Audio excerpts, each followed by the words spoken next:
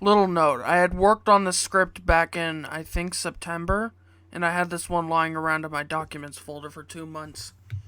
Also, at the time of this being recorded, I'm working on the follow-up to the Scapegoat Wax video. So enjoy. Well, I do not know what to say to this. This game has reached levels of difficulty I have never seen. Am I being overdramatic? Maybe. But for now, let's get into the review. So, it was, at the time, 2 years since Riddle School 1 and Riddle School 2 released. And what has changed?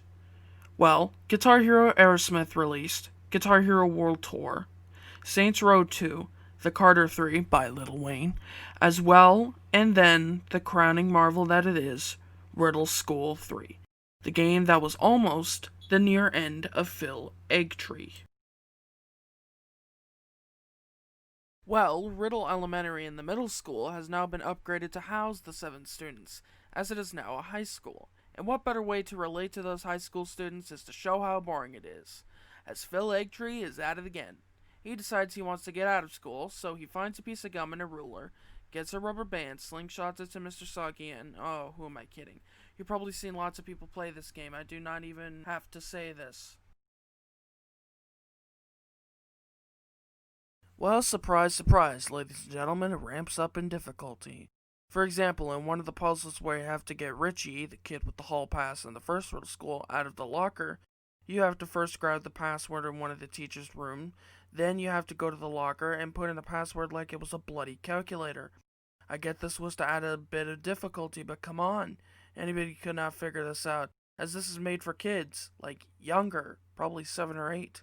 If a kid came across this, he'd probably give up. For the sake of this, here's my uncut footage of me trying to figure out the Blobbles puzzle.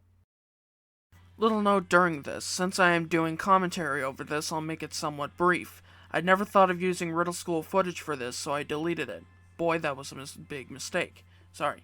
As my first playthrough back in September, I had recorded all the footage for the next Riddle School, even 1 and 2, but during that time, it took up too much space on my computer, so I thought, why not scrap the footage?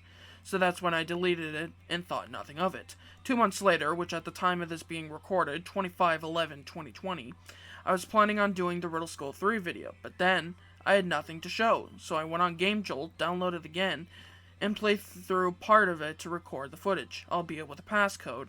As my first playthrough, it took me 25 minutes. Yes, 25 minutes to figure out everything in this game. John Bro really did it for us. Thank you, folks, and back to the video.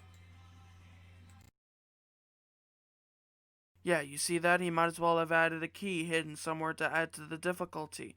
The Riddle School series is known to get a bit difficult.